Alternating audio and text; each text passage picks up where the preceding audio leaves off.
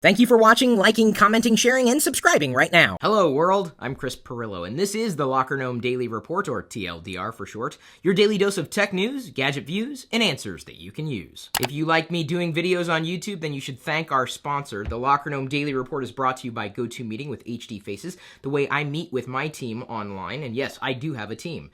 With GoToMeeting, you can share the same screen so you stay on the same page, and HD video makes it like being in the same room. You can launch or join a meeting using your computer, phone, or tablet, even present from your iPad. I've been using GoToMeeting to meet with people to talk about Vlogger Fair, and the nice thing is, I don't have to go much further than this desk, and I can still get everything done. And of course, having the webcam makes it like being there. Now, if you want to try GoToMeeting, you can head over to GoToMeeting.com, click the Try It Free button, and be sure to use the promo code Pirillo. I didn't have a chance to show you this yesterday. Google has released a new app/service.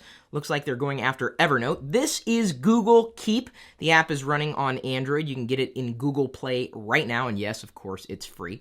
And it's actually kind of neat. I hope they port this, and I believe they probably would, to iOS, because I do like taking notes, although I use, at this point in time, the iCloud service because it allows me to sync notes between my Macs and iOS devices. What's beautiful about being able to use Google to synchronize simple notes is that you can get to Google services from just about any platform. So I would hope for native platform support at some point in the future. It is really, really simple. It's for taking notes and keeping those notes synchronized with your entire life. Now, if you thought that Evernote was just too much to handle, Google Keep might be right up your alley. So you can simply create a note. You can create checklists, so you can create lists within notes. You can leave audio notes. You could also take photos and attach those photos, kind of like what Evernote does. Just, I really do believe this is much more simplified in terms of a note-taking service, and it's free. Just give it a shot. Super, super simple. Look at that. I can add a photo if I want. Just in case I want to take a picture of this desk, I can add the picture of the desk, check yes, and look at that. The photo is attached to the note. I can give the note a title. Too cool. Yes, I know I can use the finger swipe keyboard. I'm still kind of getting used to that. I can also change the color of the note here. If I go back there to color, you can change the note color to orange, red, yellow, green, blue, gray? That's kind of depressing. Plus, Keep gives you a new lock screen widget. Hopefully, they'll keep this one as opposed to booting it from their system like Reader and how many other Google applications. Remember Wave? A couple of you notified me today by way of Twitter that I made the front page of Reddit for something that I did long before Reddit or YouTube even existed. It was a video from the Call for Helpathon, the very first one that we did, and it's me laughing and breaking down because I was laughing so hard. I'd been working straight in front of the television camera for over 12 hours at that point. Now, the headline on Reddit says, probably shouldn't get too high before hosting a show. That's not what happened, although I do live in the state of Washington, so it might happen at some point in the future. That'd be a fun video. Maybe I'll do something like that, and then do my review of Windows 8, because it might actually make sense at that point. Do you dare me? I'll do it. I will, because it's legal here in the state of Washington and Colorado. No, not Windows 8, that's legal everywhere. I'm talking about being able to get high. I'm almost 40 years old, almost twice the legal limit to drink. That is, drink coffee with my name on the cup. Google chairman says that Chrome and the Android operating systems are going to stay separate. Thank God! I'm saying that because I happen to love Google Chrome and I like Android. It's just that both of those experiences are really optimized for two different types of computing devices. Google Chrome for a traditional desktop web experience, and Android for traditional mobile touchscreen experience. Now, I'm not saying that you couldn't use the Google Chrome browser, the OS, on any platform. I mean, they tried to push that through with Pixel, but touchscreening Chrome OS is just not the same as touchscreening Android. And I think if you've used both, you kind of understand how both of those OSs have their merits. And when I refer to a desktop, I mean a traditional computing experience without a touchscreen. Eric Schmidt has suggested that Google Now for iOS is stuck in App Store approval process. Have you tried the Google app on iOS? It works very well. Better than Siri. I'm not sure if you've tried the Google app on iOS yet, but it works really well. Are you like Siri?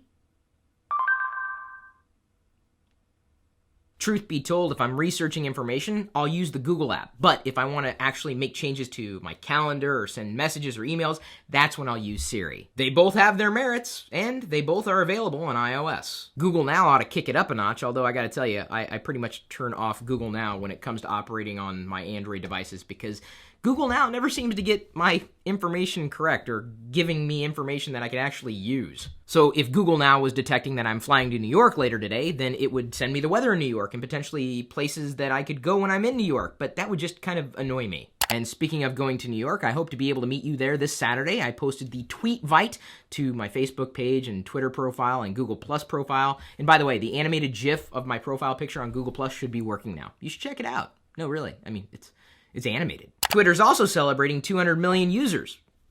That's okay. I mean, unless you're YouTube, in which case you would be celebrating over 1 billion monthly active users. It's like 15% of planet Earth watching YouTube. So if that's the case, why do I only have 250,000 subscribers? Do I suck that much? Seriously, if you like what I do, share it with a friend. And if you hate what I do, share it with an enemy. Pandora is now available on Windows Phone 8 with ad-free listening through the end of 2013. Is that going to be enough to get you to buy one of these things? That being said, one of you in our community, Chris Hutton, has created a free, unofficial Locker Gnome app for Windows Phone 8. Now, if you want the official app for either Android or iOS, you can download Locker Gnome free for Android or iOS. We're working on some bug fixes, too. The top engager in that app today, the official app, is Stefan Zahra. Congratulations! Valve is now allowing you to pay for the beta with Steam Early Access program, so you can get to games when they're still in beta. Would you pay more for early access? Here's my prediction. Many of you will, and that's cool, but then you'll complain when the games are buggy, not realizing, of course, that you signed up for a beta program. Beta means it's not fully baked, and it seems that a lot of people forget that.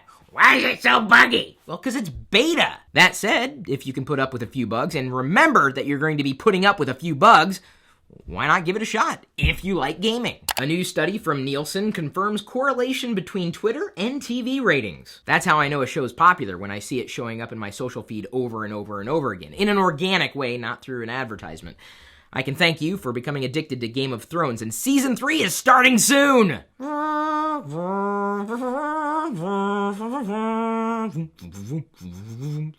This is the Rock Shield case for my iPhone 5, and with it, I would be fully protected and then some. If you were looking for an iPhone case that was both sturdy and versatile, this might be it. With the iPhone inside and the protective screen on top of the iPhone, it would be pretty much protected. It's got a rubber perimeter, and the back is interesting because right here, the Rock Lock would allow me to stick this base anywhere and then attach the phone to the base. Then this part right here is a magnet. So I could effectively stick my phone, or the phone with the case on it, onto any magnetic surface. It's versatile. Thanks again to Rockform for sending this along. I had no idea something like this existed. Our question of the day is brought to you by GoDaddy.com. If you want to save money on your next purchase, just email me, chris@Pirillo.com. I will send you my latest list of coupons. And the question is, have you seen the HTC One yet? Why, yes, as a matter of fact, I have. And I am going to be putting my experience in the vlog that's going to be uploaded tomorrow.